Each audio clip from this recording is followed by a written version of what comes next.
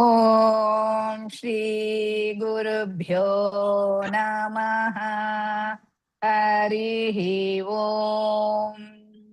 ಸರ್ವಮಂಗಲ ಮಾಂಗಲ್ಯೆ ಶಿವೆ ಸರ್ವಾರ್ಥ ಸಾಧಿಕೆ ಶರಣ್ಯೆ ತ್ರ್ಯಂಬಕೆ ಗೌರಿ ನಾರಾಯಣಿ ನಮೋಸ್ತುತೆ. ಸೃಷ್ಟಿ ಸ್ಥಿತಿ ವಿನಾಶಾನಾಂ ಶಕ್ತಿಭೂತೆ ಸನಾತನಿ ಗುಣಾಶ್ರಯೇ ಗುಣಮಯೇ ನಾರಾಯಣಿ ನಮೋಸ್ತುತೆ. ನಮೋ ದೇವ್ಯೈ ಮಹಾದೇವ್ಯೈ ಶಿವಾಯೈ ಸತತಂ ನಮಃ. ನಮಃ ಪ್ರಕೃತ್ಯೈ ಭದ್ರಾಯೈ ನಿಯತಾಃ ಪ್ರಣತಾಸ್ಮತಾಂ. Namaste Sarvebhyah. Welcome to one and all for today's class. In this class, let's learn how to recite Sri Devi Mahatmya. And let's continue with our shloka number 63, 64 together combined. 63, 64, 65 combined together. Anuradha Narayanan Bhagini.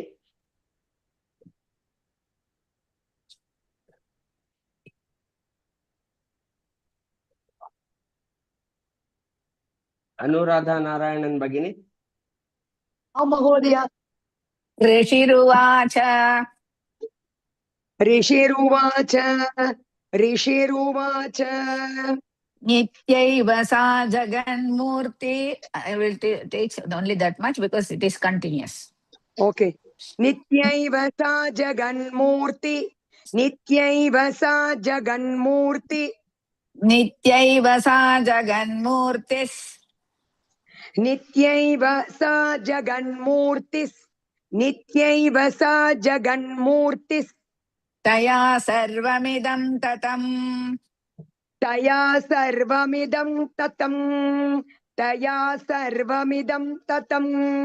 Now you will say continuously. नित्यैव सा जगन्मूर्तिस्तया सर्वमिदं ततं. Nityaiva sa jaganmurtistaya sarvamidam tatam.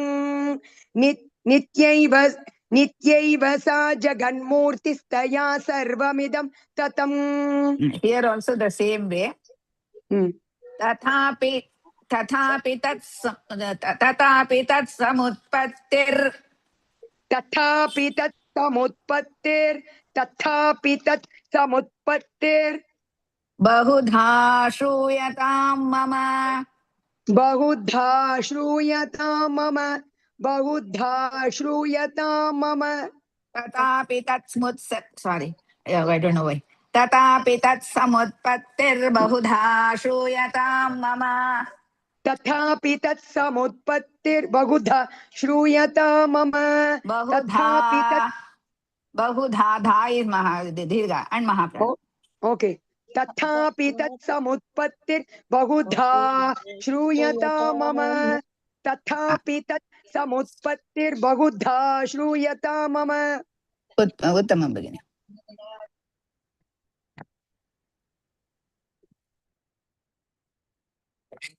Radha Bhushan Bhagini. Namaste sir. ऋषिरुवाच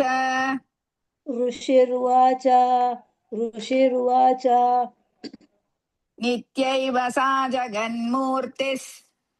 नित्यैव सा जगन्मूर्तिस्.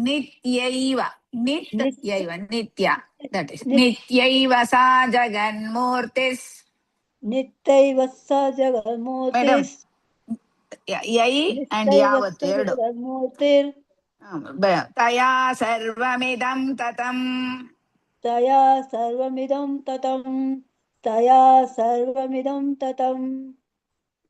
तथापि तत् समुत्पत्तिर्. तथापि तत्सर्व. तथापि ಒಂದೇ ಹೇಳಿ 2 ಸತಿ. तथापि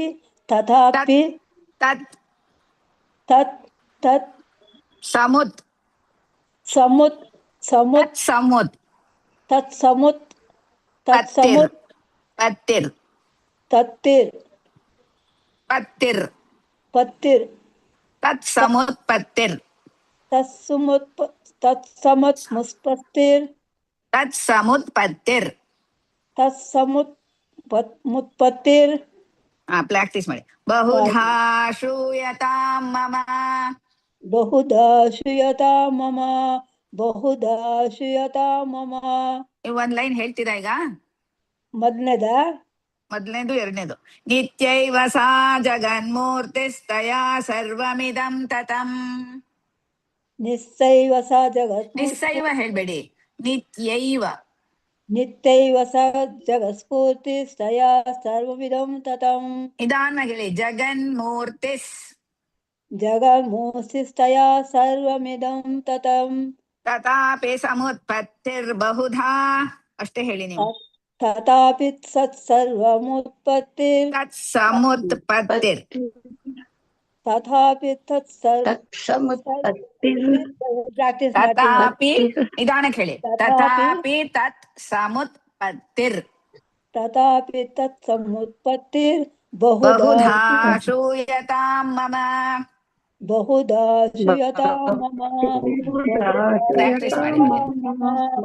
There are so many people who are, please kindly mute yourself so that the person whom we have asked, they will be able to recite. Yeah. Kiran Kale ಭಗಿನಿ. Kiran Kale ಭಗಿನಿ. One line two times, Bhagini. Rishi, one line two times. Rishiruvacha. ಋಷಿರುವಾಚ ಋಷಿರುವಾಚ ನಿತ್ಯೈವ ಸಾ ಜಗನ್ಮೂರ್ತಿಸ್ತಯಾ ಸರ್ವಮಿದಂ ತತಂ. ನಿತ್ಯೈವ ಸಾ ಜಗನ್ಮೂರ್ತಿಸ್ತಯಾ ಸರ್ವಮಿದಂ ತತಂ.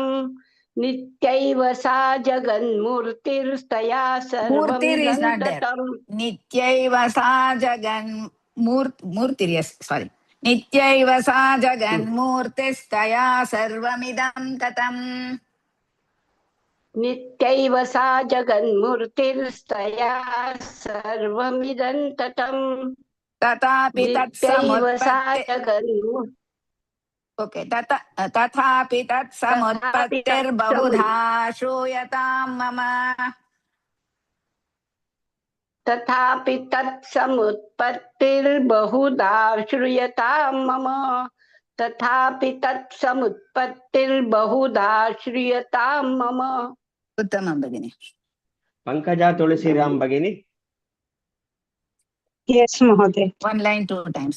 ऋषिरुवाच नित्यैव सा जगन्मूर्तिस्तथा, sorry. नित्यैव सा जगन्मूर्तिस्तया सर्वमिदं ततम्.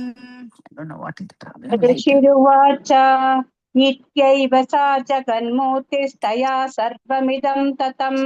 नित्यैव सा जगन्मूर्तिस्तया सर्वमिदं ततं. तथापि तत्समुत्पत्तिर्बहुधा श्रूयतां मम. तथापि तत्समुत्पत्तिर्बहुधा श्रूयतां मम. तथापि तत्समुत्पत्तिर्बहुधा श्रूयतां मम. उत्तमं भगिनि. Thank you. ವಿಜಯಲಕ್ಷ್ಮಿ ರಾಮಮೂರ್ತಿ ಭಗಿನಿ.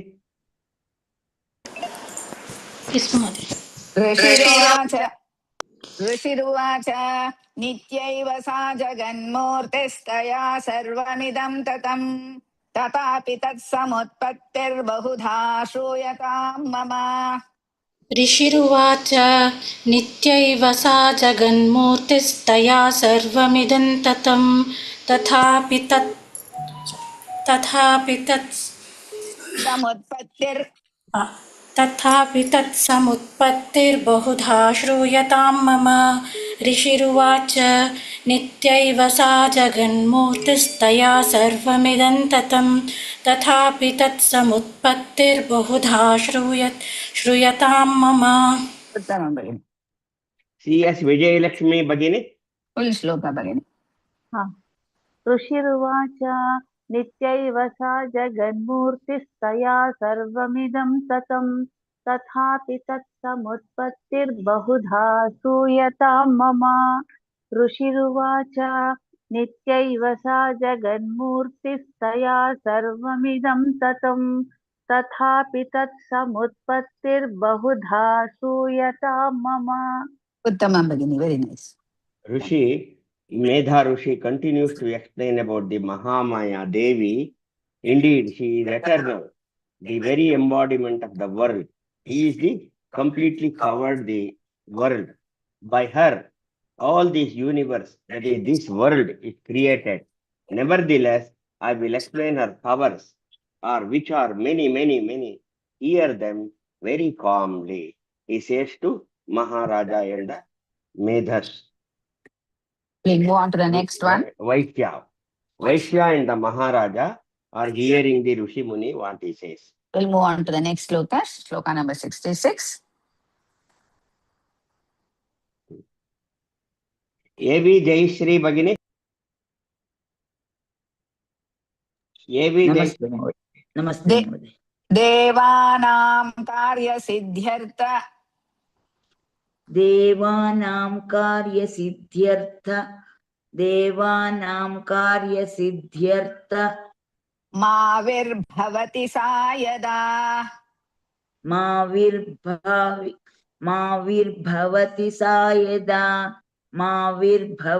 सा यदा Now the karya siddhyartam avirbhavati. Actually it is karya siddhyartam avirbhavati, but we will not pronounce the avirbhavati. Mavirbhavati. So karya siddhyartam, that is karya siddhyartam avirbhavati. We are going to say karya siddhyartam avirbhavati. So let us split it and we'll recite 2 times Bhagini, then we will continue. Okay?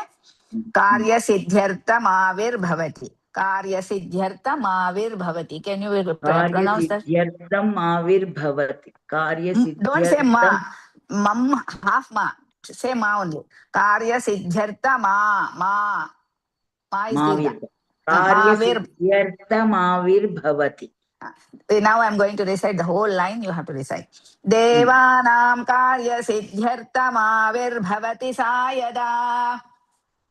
देवानां कार्यसिद्ध्यर्थमाविर्भवति सा यदा देवानां कार्यसिद्ध्यर्थमाविर्भवति सा यदा Uttamam Bhagini. Utpanneti tadaloke. उत्पन्नेति तदालोके Sa nityapyabhidhiyate. सा नित्याप्यभीतीयते Uttamam Bhagini. Now will you be able to recite the whole line now? Utpanneti tadaloke sa nityapyabhidhiyate. उत्पन्नेति तदालोके सा नित्याप्यभिधीयते उत्पन्नेति तदालोके सा नित्याप्यभिधीयते Uttamam Bhagini. Very nice. Devika Bhagini. Devika Bhagini. Yes, Bhagan. Devanam karya siddhyartha. Devanam karya siddhyartha. Devanam karya siddhyartha. Mavirbhavati sa yada. Mavirbhavati sa yada. Mavirbhavati sa yada. Now I'm going to recite the whole line. Devanam karya siddhyartha mavirbhavati sa yada. Devanam karya siddhyartha mavirbhavati sa yada. Uttamam. Devanam karya siddhyartha mavirbhavati sa yada. Uttama Bhagini. We don't drag too much. We is Hrasva. Utpanneti tadaloke. Utpanneti. उत्पन्नेति तदालोके उत्पन्नेति तदालोके Sa nityapyabhidhiyate. सानित्याभ्यभिधीयते सानित्याभ्यभिधीयते. Now I'm going to recite one whole line. Utpanneti tadaloke sa nityapyabhidhiyate.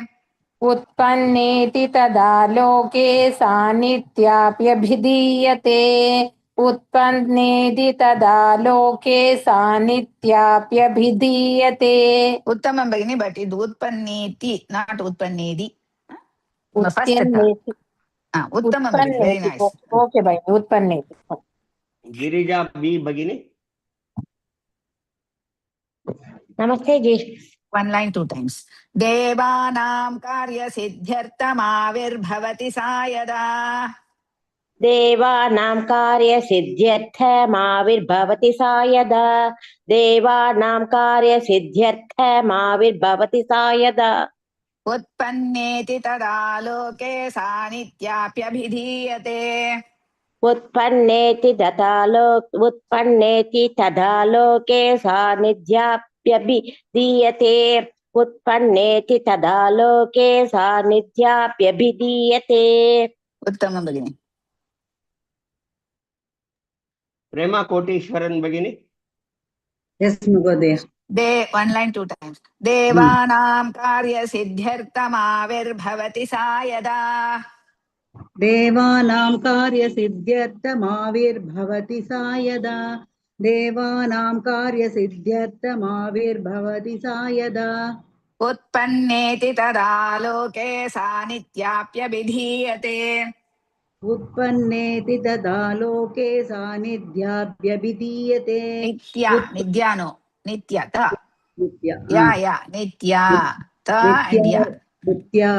नित्या okay उत्पन्नेति तदा लोके उत्पन्नेति तदा लोके उत्पन्नेति तदा लोके सानिध्याभ्यभिधीयते. You practice every day tha begini, then you will get it. Nidya is not there. Utpanneti, try once more. उत्पन्नेति तदा लोके सानिध्याभ्यभिधीयते. Practice pannunga begini that one tha. Okay. Rupa Mukherjee Bhagini.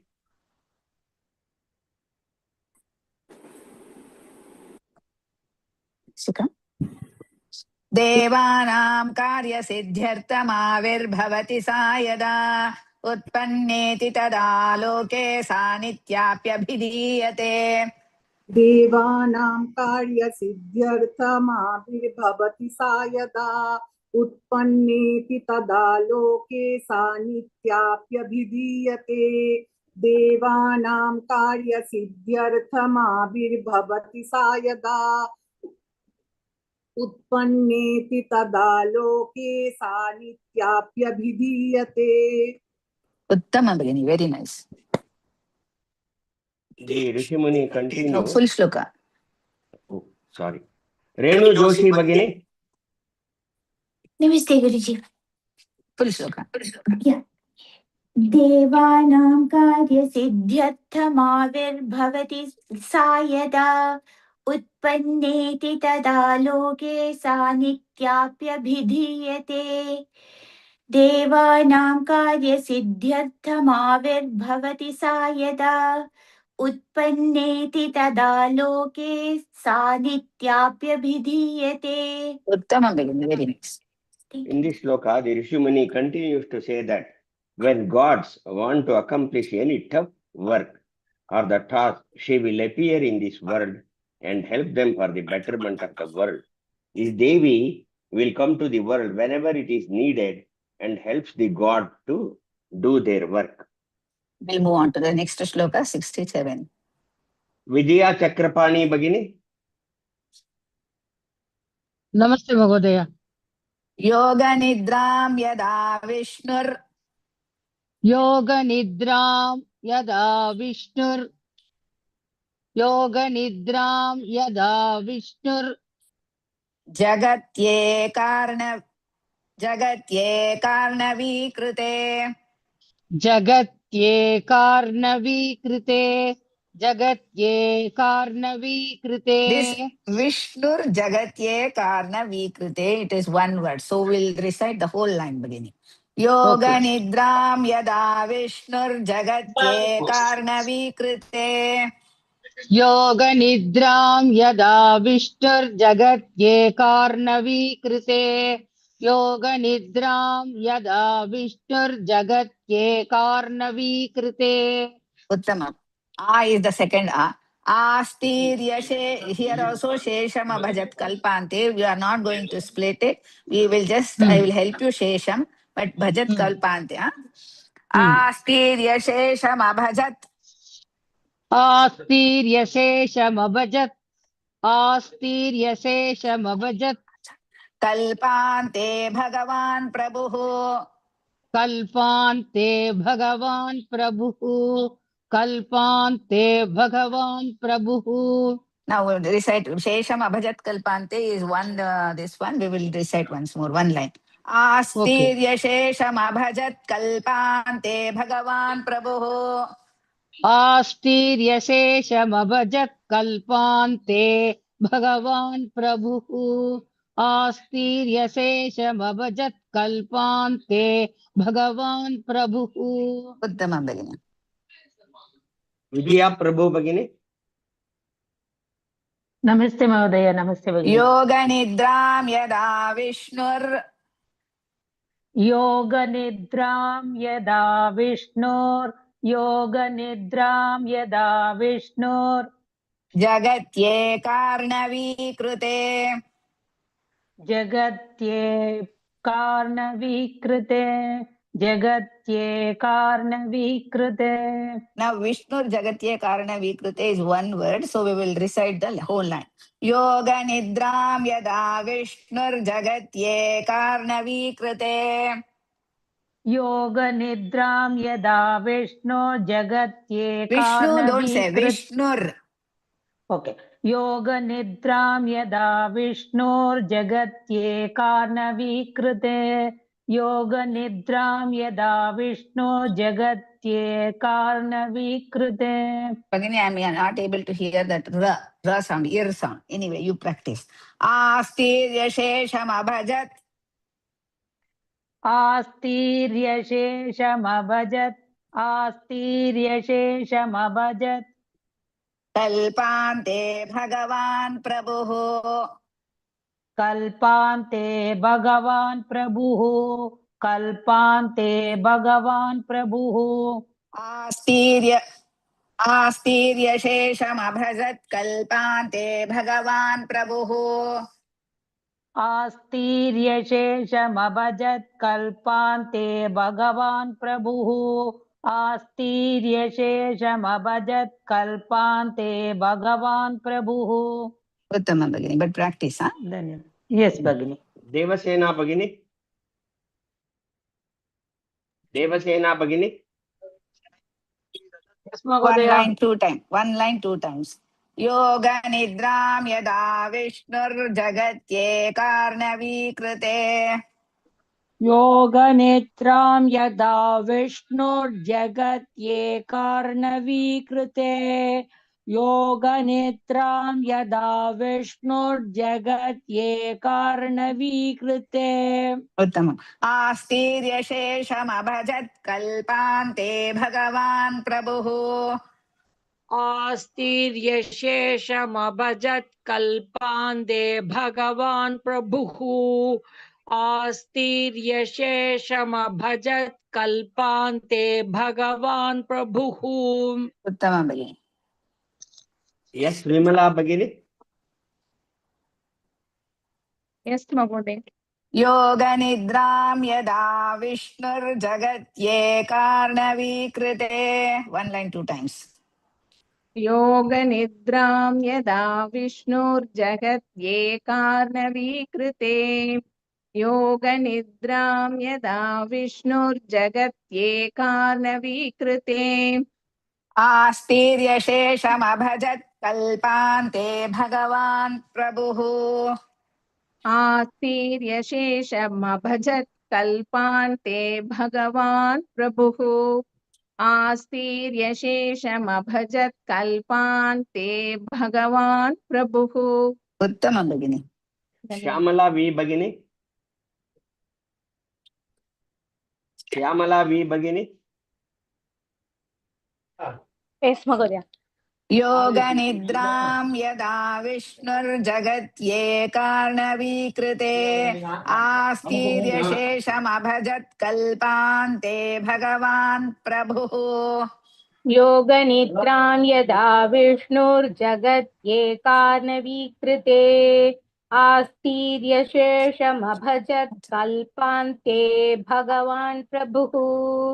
योगनिद्रां यदा विष्णुर्जगत्ये कार्णवीकृते आस्तीर्यशेषमभजत् कल्पान्ते भगवान् प्रभुः.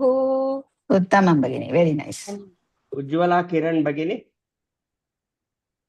योगनिद्रां यदा विष्णुर्जगत्येकार्णवीकृते आस्तीर्यशेषमभजत् कल्पान्ते भगवान् प्रभुः योगनिद्रां यदा विष्णुर्जगत्येकार्णवीकृते आस्तीर्यशेषमभजत् कल्पान्ते भगवान् प्रभुः. Uttamam Bhagini, very nice. The Rishi Muni continues to explain at the end of a cosmic cycle, that is Kalpante, when the Kalpa ends here in our world, end of one day of the Lord Brahma, when the world has become a single ocean, there is no Bhumi at that time. The divine God of Lord Vishnu, entering his mystic sleep, that is Yoga Nidra, reclined upon the serpent's Shesha, having made him his couch. So he make the snake Shesha as the couch, that is bed, and he is sleeping on the Yoga Nidra. Let's move on to the next one, shloka number 68. Vidya Lakshmi Bhagini. Yes, Mahodaya. Tada dvavasurau ghorau. तदा द्वावसुरौ घोरौ Vikhyatau madhukaitabhau. विख्यातौ मधुकैटभौ Uttamam. Vishnukarnamalodbhutau. विष्णुकर्णमलो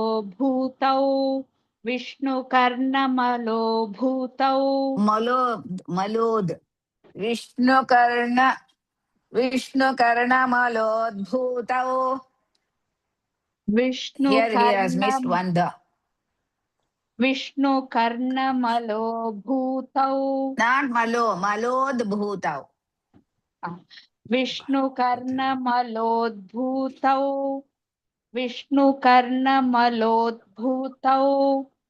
Hantum brahmanamudyatau. हन्तुं ब्रह्माणमुद्यतौ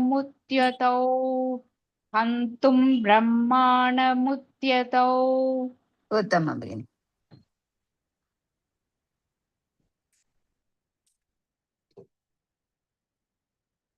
Saroja Jeevan Bhagini. Saroja Jeevan Bhagini.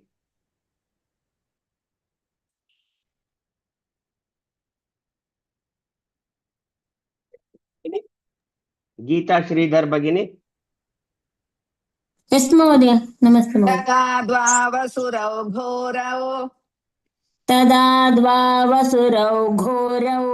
तदा द्वावसुरौ घोरौ Vikhyatau madhukaitabhau. विख्यातौ मधुकैटभौ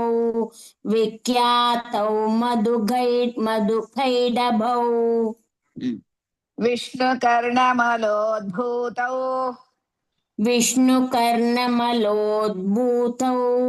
विष्णुकर्णमलोद्भूतौ Hantum brahmanamudyatau. हन्तुं ब्रह्माणमुद्यतौ Uttamam Bhagini. Saroja Jeevan Bhagini.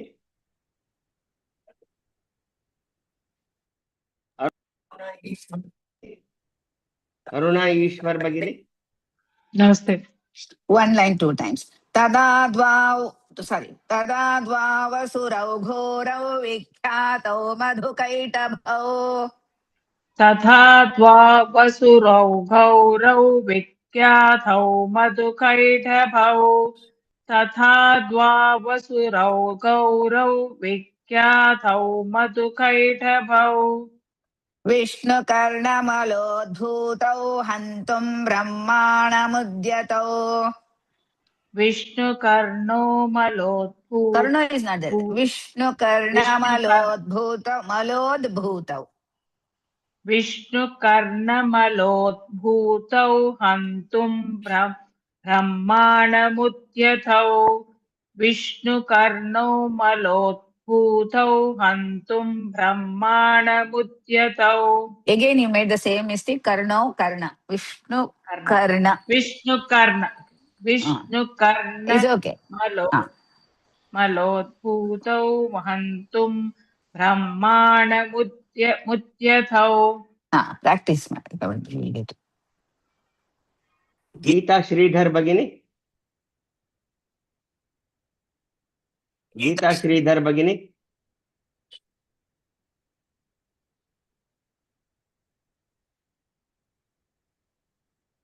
Swati R Bhagini. 1 line 2 times only. Tada dvavasurau ghorau vikhyatau madhukaitabhau. तदा द्वावसुरौ घोरौ विख्यातौ मधुकैटभौ तदा द्वावसुरौ घोरौ विख्यातौ मधुकैटभौ. उत्तमम्. विष्णुकर्णमलोद्भूतौ हन्तुं ब्रह्माणमुद्यतौ.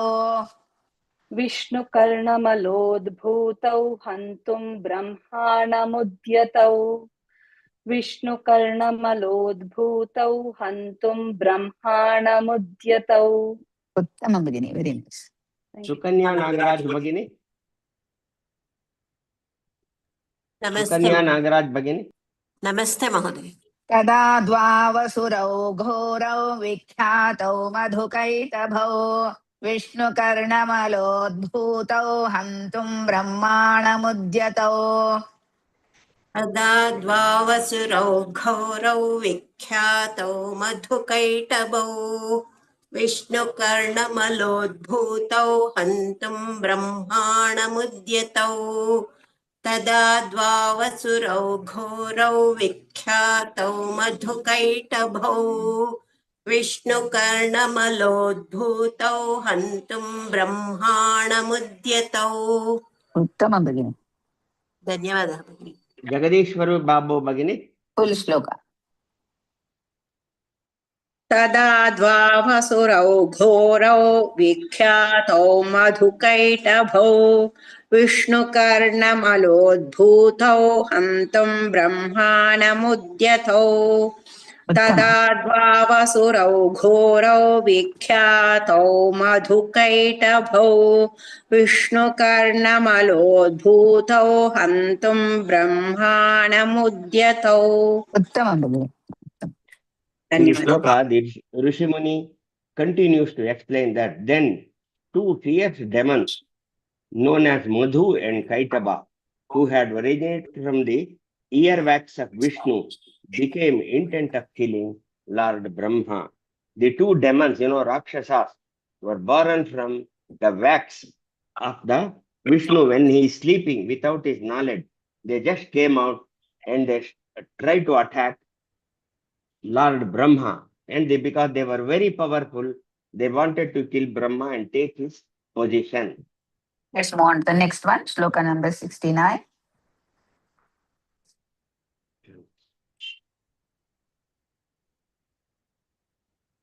Kamalam Jagadishan Bhagini. Yes, Bhagini.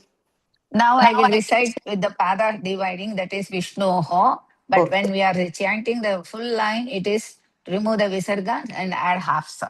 Sanabhikamale Vishnoho. Tata Kama, sorry. Sanabhikamale Sanabhikamale Vishnoho. Sanabhikamale Vishnu. Vishnoho. Because we are dividing the pada. Vishnoho. Sanabhikamalo Kamale Vishnoho. Sthito Brahma Prajapatihi. Sthito Brahma Prajapatihi.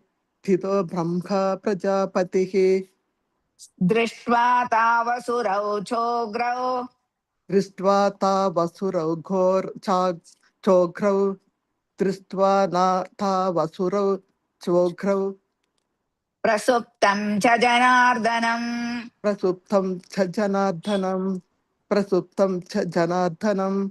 उत्तमं भगिनि. राधा राणी सन्नो भगिनी. राधा राणी भगिनी.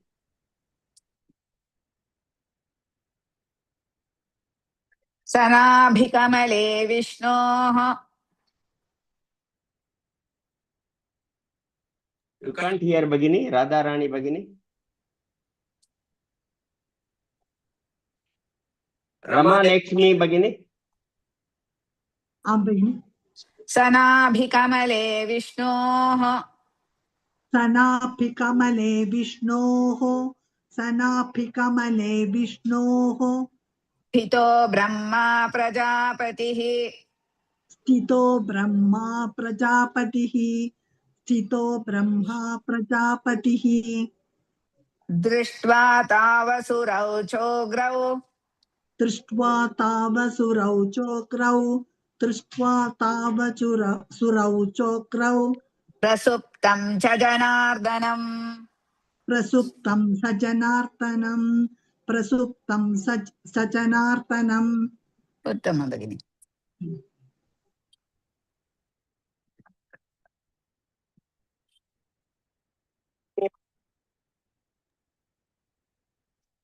रमा लक्ष्मी भगिनी. Just now recited. He recited just now. She just now Oh, recited. sorry. Rajeshwari Shivashankar Bhagini. Namaste, Babu. One line 2 times, Bhagini. And Vishnu, now we are not going to pronounce Vishnu. It is next letter is half sa. Sanabhikamale Vishnu sthito Brahma Prajapatihi. सनाभिकमले Vishnu स्थितो ब्रह्मा प्रजापतिः. सनाभिकमले विष्णु स्थितो ब्रह्मा प्रजापतिः. दृष्ट्वा तावसुरौ चोग्रौ प्रसुप्तं च जनार्दनम्. दृष्ट्वा तावसुरौ चोग्रौ प्रसुप्तं च जनार्दनम्. दृष्ट्वा तावसुरौ चोग्रौ प्रसुप्तं च जनार्दनम्. उत्तमं भगिनि.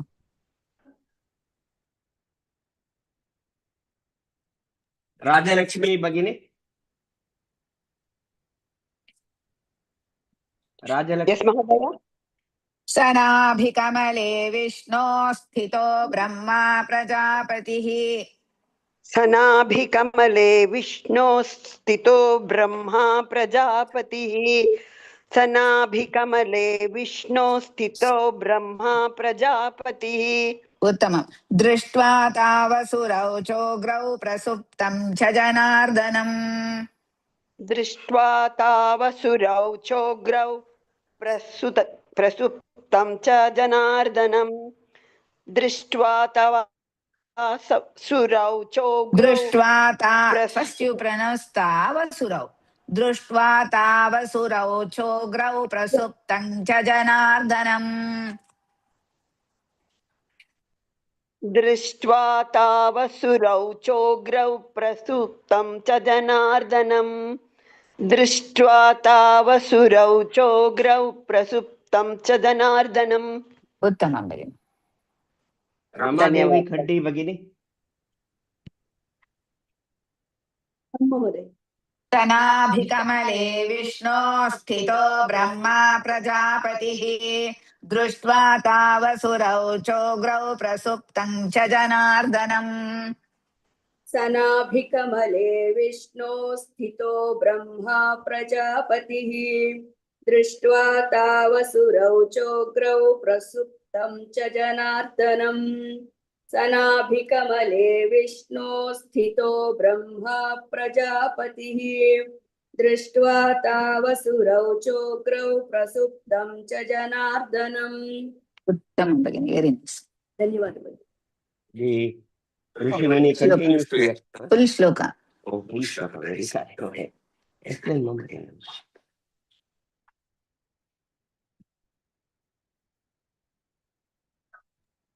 Rupa Mahendra Bhagini. Rupa Mahendra. सनाभिकमले विष्णो स्थितो ब्रह्मा प्रजापतिः दृष्ट्वा तावसुरौ चोग्रौ प्रसुप्तं च जनार्दनम् सनाभिकमले विष्णो स्थितो ब्रह्मा प्रजापतिः दृष्ट्वा तावसुरौ चोग्रौ प्रसुप्तं च जनार्दनम् उत्तमं भगिनि. The Rishi Muni continues to explain that situated in the noble lotus of Vishnu from the Garbha, Nabhi Kamalau, from the Nabhi, the Kamala comes. It is Brahma is sitting on that. The Lord creates creatures, the Lord of creatures. He is called Prajapati. Brahma is called Prajapati. He is having the work of creating all of us. Having seen those two fierce demons, two Rakshasas, and also Janardana is sleeping. What should I do now? So he is getting afraid. Let's move on to the next one. Shloka number 70. Srinitya Ganesh Bhagini.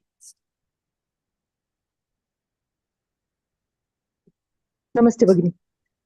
Here also the same case. Tam, I will stop it, and then Ekagra. But when we are reciting Tam Ekagra Hridaya Sthitah.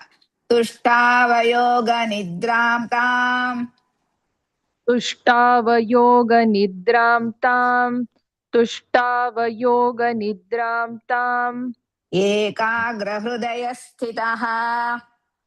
एकाग्रहृदयस्थितः एकाग्रहृदयस्थितः. So when we are reciting the entire line, Tam Ekagra, no splitting, okay? We will recite the line full completely. Tushtavayoga Nidram Tam Ekagra Hridaya Sthitah. तुष्टावयोग निद्रां तामेकाग्रहृदय तुष्टावयोग निद्रां तामेकाग्रहृदयस्थितः तुष्टावयोग निद्रां तामेकाग्रहृदयस्थितः. उत्तमं भगिनि. विबोधनार्थाय हरेर् विबोधनार्थाय हरेर् विबोधनार्थाय हरेर् हरिनेत्रकृतालयम् हरिनेत्रकृतालयम् हरिनेत्रकृतालयम्. Here also the same case. Harer Hari Netra Kritalayam. No dvitvam between Netra and Kritalayam. Harer Hari Netra Kritalayam. Vibodhanartaya Harer Hari Netra Kritalayam. विबोधनार्थाय हरेर् हरिनेत्रकृतालयम् विबोधनार्थाय हरेर् हरिनेत्रकृतालयम्. Uttamam Bhagini. No dvitvam between Netra and Kritalayam. Sri Vidya Prasad Bhagini. Yes, Lord. One line, two times. Tushtavayoga Nidram Tam Ekagra Hridaya Sthitah. तुष्टावयोग निद्रां तामेकाग्रहृदयस्थितः तुष्टावयोग निद्रां तामेकाग्रहृदयस्थितः. विबोधनार्थाय हरेर् हरिनेत्रकृतालयम् लयाम्. विबोधनार्थाय हरेर् हरिनेत्रकृतालयाम् विबोधनार्थाय हरेर् हरिनेत्रकृतालयाम्. Uttamam Bhagini. Krutalayam. Ya and la, ta, both are dirgha. Shubha Narayanan Bhagini. One line, two times. Yes, ma'am. तुष्टावयोग निद्रां तामेकाग्रहृदय स्थितः. तुष्टावयोग निद्रां तामेकाग्रहृदय स्थितः तुष्टावयोग निद्रां तामेकाग्रहृदय स्थितः. विबोधनार्थाय हरेर्हरिनेत्रकृतालयाम्. विबोधनार्थाय हरेर्हरिनेत्रकृतालयाम् विबोधनार्थाय हरेर्हरिनेत्रकृतालयाम्. उत्तमं भगिनि. Jai Shri Arvind Bhagini. Jai Shri Arvind Bhagini.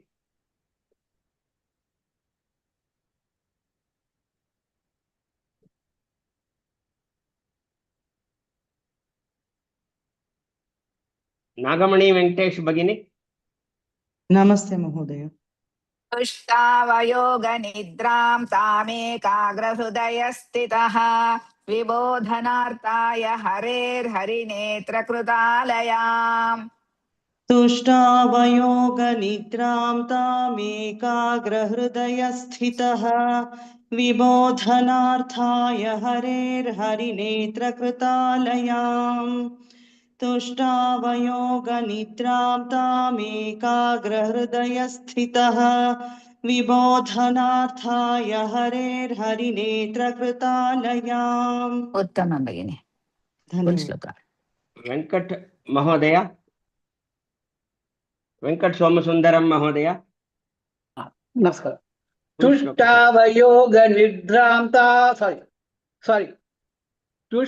तुष्टावयोगनिद्रां तामेकाग्रहृदयस्थितः विबोधनार्थाय हरेर्हरिनेत्रकृतालयाम् तुष्टावयोगनिद्रां तामेकाग्रहृदयस्थितः विबोधनार्थाय हरेर्हरिनेत्रकृतालयाम्। उत्तमं महोदय, उत्तमम्। With a concentrated mind, that is Ekagra Hridaya Stitaha, that is Lord Brahma, with a concentrated mind, he praised that mystic sleep, Yoga Nidra, which has made its abode in the eyes of the Lord Hari. Where Lord Hari is sleeping, what can he do? So he Ekagra Chitta, he is praising Lord Vishnu for the purpose of awakening the Lord. Here, after this one, from 71 shloka, we are repeating Tantrokta Ratri Suktam. We have already done that, so we will just revise that tomorrow. Tomorrow from 49 to 87. 70 and from 71 to 87. Yeah. We will revise. Please, all of you try to practice that because we have already learned that Tantrokta Ratri Suktam. It starts from Vishweshwari Jagaddatri. 71 to 87. We have Om learned Vishweshwari Jagaddatri Siddhi Samharakariणी. So we will revise that. Tomorrow, 49 to 87, we are going to revise. Samapyamaha. Om Purnamadah Purnamidam Purnat Purnamudachyate Purnasya Purnamadaya Purnamevavashishyate. Om Shanti Shanti Shanti. धन्यवादः सर्वेभ्यः। पुनर्मिलामः। राम राम राम। धन्यवादः भगिनी। धन्यवादः भगिनी। धन्यवादः महोदय। धन्यवादः भगिनी।